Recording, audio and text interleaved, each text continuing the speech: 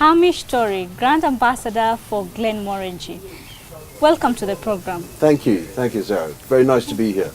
It's your first time in Kenya. How is it so far? I know, it's fantastic. I arrived on Monday night and I'm here for the whole week, and it's been a great trip so far.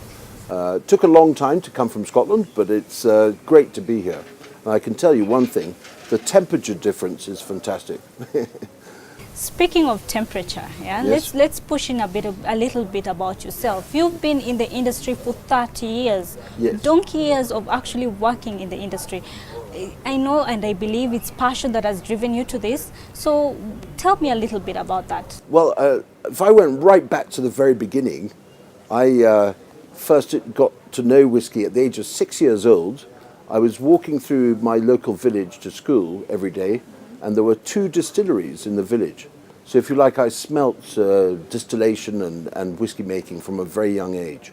And I grew up in the region where whiskey is made. And when I was in my student years, I used to work in the distillery, in the warehouse, and then I managed to get myself into the office and start the marketing career that I have today. So it's been a great long journey, many experiences on the way, many highs, a few lows, as we all have, but it's great to be here. And I can see there's a giraffe. What Yes. does it symbolize? For Glenmorangie, this Yes. is a metaphor for the tall stills we have at the Glenmorangie distillery. The height of the still creates this lovely, delicate, fragrant spirit which we put into the barrels to mature. And it's a coincidence, but the tall stills that we have are the height of a fully grown giraffe. So for us, it's a great metaphor, and it's a wonderful symbol of our commitment to the giraffe here in Africa. So it's great. It's a fun way of describing the importance of the copper stills to the quality of our whiskey. Okay. And then speaking of Glenmorangie, their prices seems to be a bit higher for just a Yes, normal... it's a premium product. Yeah. I mean, we are maturing this. It takes 10 years before we get paid. So that means we charge a reasonable price for our product. But it's crafted by the men at the distillery, the men of Tain as we call them, and that takes a long time. So we're quite happy to charge a good premium, and we think the quality of the product justifies it. Speaking of passion, there has been an upsurge in the whiskey industry. What is the trend in Kenya? The trend in Kenya is very positive, very positively up.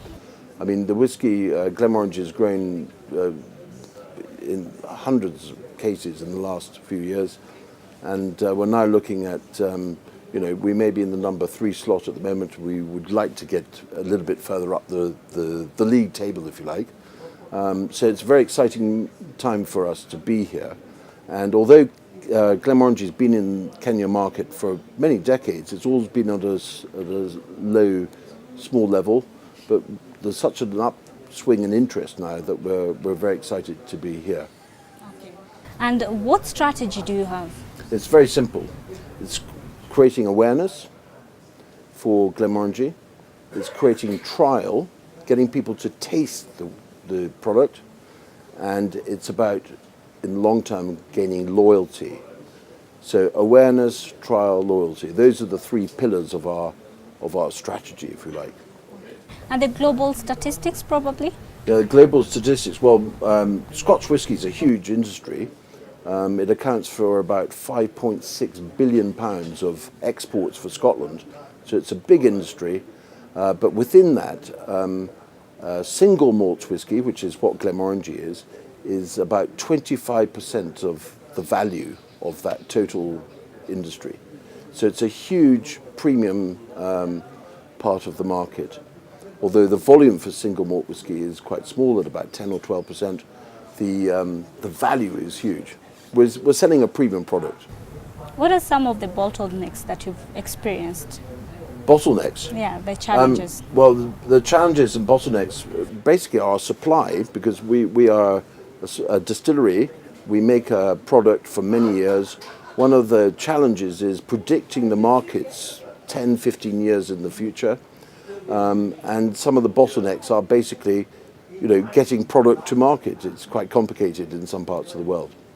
I mean, we're now exporting to 130 countries, So, that's a logistical challenge in itself. Okay. Now that you are director of CSR for Glenmorangie, Yes. what is the importance of actually CSR for companies? CSR is crucial. It's all about building for me and for our company, it's all about building a sustainable future for the Glenmorangie distillery. This year we celebrate our 175th birthday, and we want to be here for another 175 years. So what does that mean? And that means we have to be very strong on the environmental footprint that we have at the distillery, reducing that over time so that our carbon footprint is well down, but also it's about enhancing the environment. And we've just started an ambitious program to clean up the wastewater coming from the distillery that flows into the sea. And we've just started a very exciting oyster project at Glenmorangie, which is about restoring the reefs of oysters to the water just off the distillery. So yes, CSR is about sustainability. Okay, and being a global brand, Yes. and entering the African market, how has it been for you getting Well, in? it's a slow burn thing. When we invest in a market, it takes a long time. It takes many years. And like the whiskey maturing, I mean, our whiskey takes 10 years to mature. So we're quite happy to invest gradually and consistently in Africa. And we'd like to see Kenya as being a lighthouse market for us for the East African market going forwards. So this is a very important market for us, and we're looking forward to building a stronger presence here.